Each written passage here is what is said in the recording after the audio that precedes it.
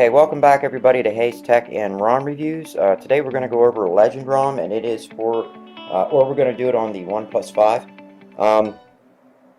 This ROM is LOS based, and it is built for many of the, actually I think all of the OnePlus devices. He started it out on the OnePlus 1, and then just kept going. He does have a ROM out for the OnePlus 3T, the OnePlus 3, and now the OnePlus 5. I want to show you their XDA thread here real quick. Alright, this is their website, or this is their XDA thread. That is the developer. If it's focusing, I don't even know if it's focusing properly. Give me a second here. And let me just go like that once. And we got a big light flare. Wouldn't you know it? Anyways, guys, that is the site right there. That is the developer. There we go. That is the developer, and I'm probably going to have to focus this a little bit so you guys can see it. But that's a developer, and it is LOS based. Like I said, a lot of features, which we're going to go over. But if you go to the site and scroll down, you guys will see what all the features are. Which again, it's loaded. It's one of those loaded ROMs, but it's not anything that's kind of like over the top. So we're going to get to that. Okay, like I said, I was showing you guys what the apps that came with it were. It does have Viper for Android, which is really awesome. It comes with that. It's actually Viper for Arise. So you guys can play with that, which is really cool. A lot of ROMs don't come with stuff like that. Then you have the Ledgend browser.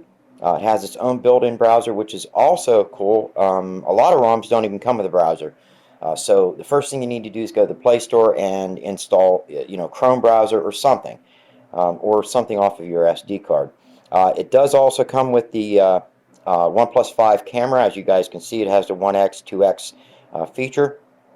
And I'm just going to snap some real quick pictures to let you guys see that it's actually working. Yeah, they're just going to be blurred out background, but it's just basically so you guys can see that the camera function is actually working on it. Now I want to go to video. There we go. We're going to go ahead and play or just record a short video on it. I'm going to hit the stop button, let you guys see. Or just record a short. As you can see, it does work. So camera functions great on it. Again, I think that the camera on the OnePlus 5 is one of its best features. I do like that about the OnePlus 5. So anyways, and I like the fact that they're using the stock camera. I think it's the best camera to use. This ROM has a lot of other features built right into it, other than just the apps that I just showed you. I'm using Launcher. That is the launcher that it does come with. Although I do have the Pixel Launcher installed because I use Clear TVO, G apps. I flash over top. And that's just because I like to theme that way. Sometimes I don't use OMS and I just like to have a bare bones phone, but I like to use the Clear apps. So we're going to go ahead and get into this ROM. First thing I want to do is turn my brightness all the way up. Again. There we go. These are the settings. I just want to check and make sure that we are still focused. Yes, we are. I think I want to move the phone up just a little bit. First up, are your suggestions. I mean, this is Nougat, and it's telling me, hey, you might want to use your fingerprint. I don't use my fingerprint. Also, it's asking me to set up Google Voice, which we'll do right now so you guys can see that it works. Okay, Google. Okay, Google. Okay, Google. And it's all set up. Everything's working on that.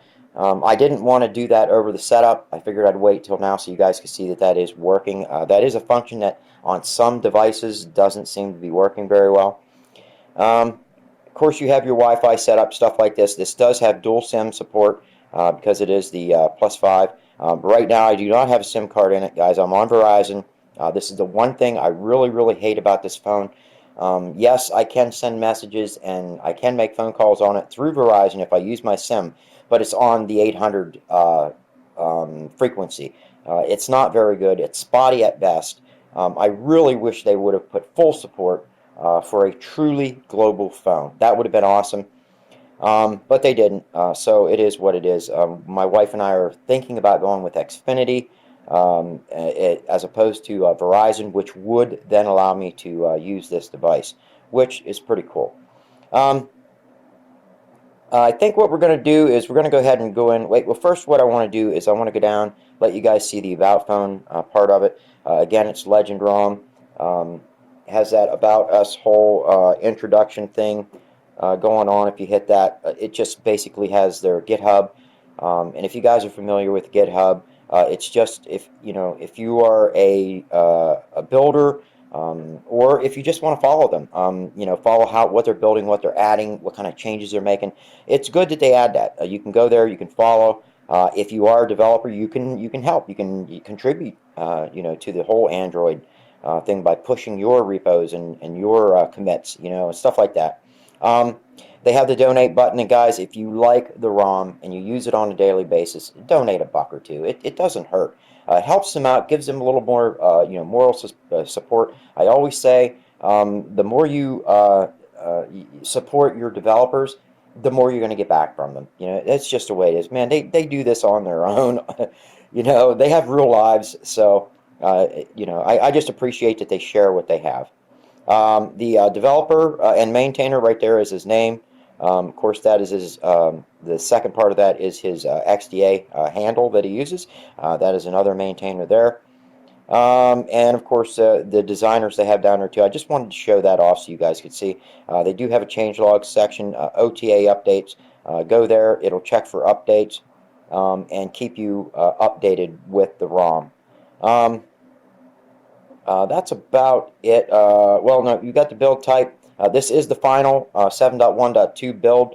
They are working on Android. I can tell you guys or on Android 8.0.0 or Oreo. But I can tell you, I've tried some of the Oreo builds, and there are still some issues. Yes, they do work. There are some bugs with Bluetooth, a couple other things, and the biggest bug is definitely the encryption. I've wiped my data so many times trying out the Android or the Oreo builds. It's not even funny. I am running their kernel right now. I'm going to do a video on Flash kernel. I run Flash kernel, or used to run it on my Nexus 6P. Love that kernel on my Nexus 6P. And he moved on. He got the OnePlus 5. I think he has a Pixel XL2 as well, I think. So he's developing for those. And I've been trying Flash kernel, and it's a great kernel, guys. If you're looking for an aftermarket or custom kernel, it's a good kernel to run. But their kernel, this is the kernel version that they have down there.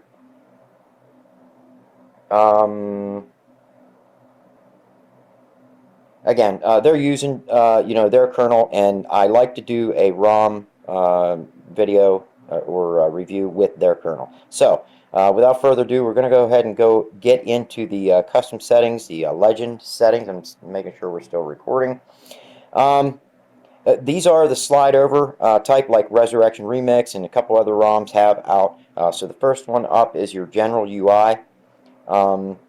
And super user indicator, you can have it show or not. I don't like it. They do have the power up, behavior, three-finger gesture. I love that. If you basically slide 3 fingers down, it takes a screenshot. It's a great feature. You have your toast icon. Let me see here. Oh, blur. Just love blur. Let's see, memory bar. We're going to go ahead and go into the blur. I'm going to go ahead and turn that on. For all of these features, I think that is a custom feature that should be in every ROM. I just love it. Show memory bar, absolutely. Clear all button. I like mine on the bottom left, and they do give us 6 positions for that, which is really cool. And then, of course, your dashboard options. I do want to get rid of suggestions. I hate those freaking suggestions, but you guys can do with that however you like. And then, of course, they do have columns. It's set up right now for one column in portrait mode and then two columns in landscape. And I'm just going to go ahead and leave it right where it's at. If we swipe to the left, that's going to bring up the lock screen settings. They have the tap, lock screen to sleep. You have your clock widget, date widget, alarm text, all of that. Everything what you would normally see on a lock screen setting, they do have it here. Lock screen, battery info, torch, all that. I'm making sure we're still focused. I do like to have the torch on. Bouncer Alpha, guys, I'm going to be honest with you, I don't know what that is. Maybe in the description if you guys, or in the comments, if you guys want to post a comment, you guys can go ahead and do that. Help everybody else out. Weather display, absolutely. Location display, yep, I like to have all that. So that is the lock screen settings. We're going to go ahead and swipe to the right again, which brings up the status bar. They do have the smart pull down. They have it off. I don't use the smart pull down. I like the quick pull down where it comes off or it does off the right side. That's just my preference. Network traffic, if you guys want to have your network traffic show, they have the outgoing, incoming, both in and out. That'll help you guys determine what is using up data, because anytime data is coming in or going out, that's going to show up in your status bar. So if you guys are using up data and don't know where it's going, this is a good thing to have. Ticker is up next. Yes, I do like to use the ticker, notification ticker, yes. And what's cool about it is you can set up the color for that. And I'm just going to go ahead and use a pre-built color for that. And then, of course, the icon. I kind of like purple for the icons. We're going to go with that.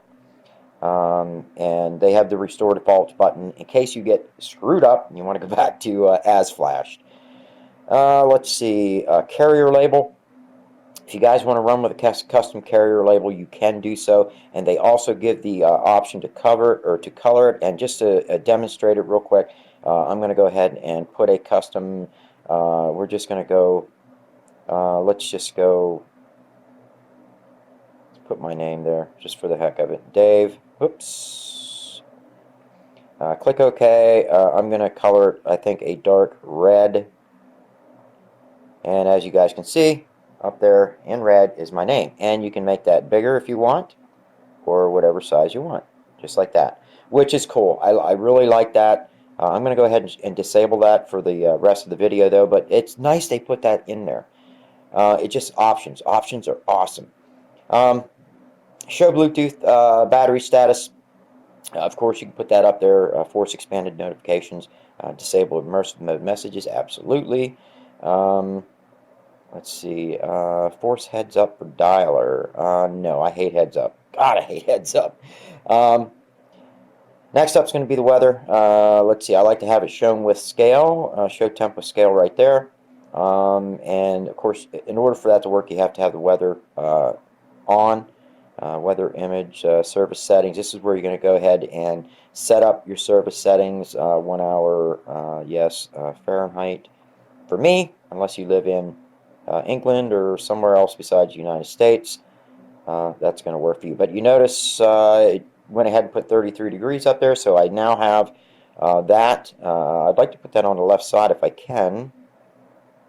And I'm not seeing where I can put that on the left side. Custom location, yes. Oh, no. Custom location is for, for where I'm. Yeah, we're going to shut that off. Let's see, icon pack, lock cloud, yes, we'll go with that. Oh, header image, awesome. That's one thing I hate about Marshmallow. They do not have headers. They don't have support for it yet. I do know somebody's been trying to add in, I'm going to go with side, I think. Yeah. I know that they've been trying to add in the header support. I know they've been having problems with it. It's been giving them problems with the clock and some other things. So hopefully they'll get that figured out, and we'll have a working header again in Marshmallow. Shadow image. I hate the shadow. You guys can run with whatever you want on that. Next up is going to be the quick settings. show 4G, you know, your brightness slider. I like the brightness icon as well. I do like the advanced easy toggle. Now this is going to be reset up your columns and rows. Right now it is set up. It is set up 3 and 3, and actually I'm just going to leave it there. If I go any more, I'm going to lose what I need on the bottom. So if I go to like 4 rows in portrait and pull that down, well, I don't have, you know, any more icons set up. For that, you would want to hit the edit button up here, and then just you know, add icons. You'd press and hold and drag them up, press and hold, you know, whatever you'd want, you'd put up there, and that is going to increase. And I'll show you guys here real quick. I'm just going to grab whatever's down here and put up, and then go ahead and click back. Now, as you guys can see, I have 4 rows. The problem with that is if you're going to run with nav buttons, you're not going to be able to use your nav buttons. I want to make sure that's still focused, and it is. So, you know, I am running with the hard keys, but if you guys are going to run with nav buttons, you're going to probably want to stick with 3 rows only. So, is what it is. But it's nice that they have that. You guys, they do have the scroll, the small icon, or the small one. So when you first pull it down, see how you get those there? You can actually scroll through them, which is cool. I like that feature. No, I don't want that. I want to go to settings. And that's pretty much it for status bar. We're going to swipe to the right. We're going to bring up system. They do have the advanced restart. So if you guys, and that's on by default, just so you guys know, which is cool. Because when I first boot up quickly, I like to, as soon as the device boots, I like to boot right back into recovery and then reflash my TBO gaps. I like to flash without them first, give a clean flash and a clean build. And then once the device boots, I like to go directly back into recovery and then flash my GApps. But if they don't have that automatically set up, you can't do that. You have to go through your setup. You have to go into settings and then enable that. So it's nice that they do that. So kudos to them for that. Let's see here. Show CPU info, MTP instead of charging, which is cool. You guys can change that, though, to whatever you want. They do have the wake lock blocker. Guys, if you don't know what that is, I say it in every one of my videos. Leave it alone because you can really screw up your device to the point where you're not getting any emails or texts or anything like that in. If you know how to use it, it's awesome that they added in there. That's it for system. So that is actually it for the custom settings. We did go through everything. I just want to make sure that I did hit everything and I didn't miss anything. Lock screen settings, we were through that. Whoops. And general UI. So that is the custom settings for Ledgend Rom. I am going to go through my normal routine of going through the display, sound, security, and the developer options, just so you guys can see. I usually set that up for 2 minutes just for my preferences. It is at adaptive brightness. I don't use adaptive brightness, although I'm told it really does help the battery. This is one of the best devices I've had as far as battery goes. A lot of times I don't even need to take a charger with me to work. It'll last the whole day. Although, I mean, albeit I'm not running with a SIM card too. Sometimes I do put my SIM card in and do run it, you know, just to play around with it. Ambient display, I don't like to run with ambient either, even though this is AMOLED. The ambient works great because it only uses, it only lights up the pixels that it needs, which is awesome too. Wake unplug, pretty much all the normal things you would see under display. Font size and display size, they have it, I'm leaving it at default because they're being pretty generous with the display size. Normally it would come in at about that. That's what I'm used to seeing, but the default settings is what I like. This is how I like my phone to look, so I'm just going to leave it there. You guys can go ahead and change the font size if you want, which is basically doing the same thing as display. It's a little different, guys, but I usually only mess with the display size if I'm going to change anything. Let me see, display burn-in protection. Yes, I'm going to use that. Basically keeps you from like burning in your navigation bars, anything up in your status bar and all that. Trust me, my Nexus 6 is getting old, and I can actually see my nav bars and stuff and my status bar burnt in slightly. They have your cast, expanded desktop, and your theme. I like the idea that they have the theme here. Right now it's set up. It's set up for like a blue. Let's go with an orange. And I think I can I think I can set up also, yeah, we're going to set up the background. Now, I've done this in white. We're going to go ahead and switch over to a jet black. That's the way I like my device to look. Let me make sure this is still focused. And it is. So that would be how the settings would look now since I changed it. And we're going to go ahead and finish it out in that. Alright, I think that's it for display. I went over themes. Next up is going to be sound. These are your sound settings. They do have the link, ringtone, and notification. I like to unlink them so I can run with my notifications down and everything else up. So good on them for that. Vibration controls, you can set up your ringtone and of course your notification sounds. These are your other settings in case you guys are interested in that. They have quite a few other settings too. I don't want that. Nope, yep. Don't want that, don't want that, don't want that. That's all saves battery. And then of course you have your vibration intensity. I like that down around 25% or so. Screenshot sound, yes. Camera shutter sound, yes. So that's all good. And of course cast is all the way at the bottom. And next up, we are going to go through gestures because this is the OnePlus 5. Comes with quite a few gestures in it. Two-finger swipe down. They have open dialer. Now with the screen off, or this is with screen off too. If you draw, I guess, an arrow on it, that opens up the camera. If you draw a V this way, previous music track. Of course, if you draw a V this way, they have it skip to next music. V that way. They have it set up pause music track. Now you guys can change them to anything you want. You just choose what you want. I don't see flashlight on here. That's normally what I would do with the V. Toggle flashlight, yes. That's how I'm going to set it up. So, but they do have jump to camera and the double tap to sleep, which is cool too. And let me see, buttons. You can enable the on-screen nav bar here. Although I know a lot of people do, and I was actually, hang on. I was actually using that feature myself for a while, but I just found that it's much easier just to not have that and just use the buttons that come with it. It just gives me more screen space, and it's just something that I just feel I don't need. But again, guys, you can use it however you want. If you do run with the nav bar, these are your settings that you can do, pixel nav, animation, all that, left-handed mode, show arrow keys while typing. You do have the accidental touch, yes. Your pocket detection, yes. I like to run with that. Power menu is here.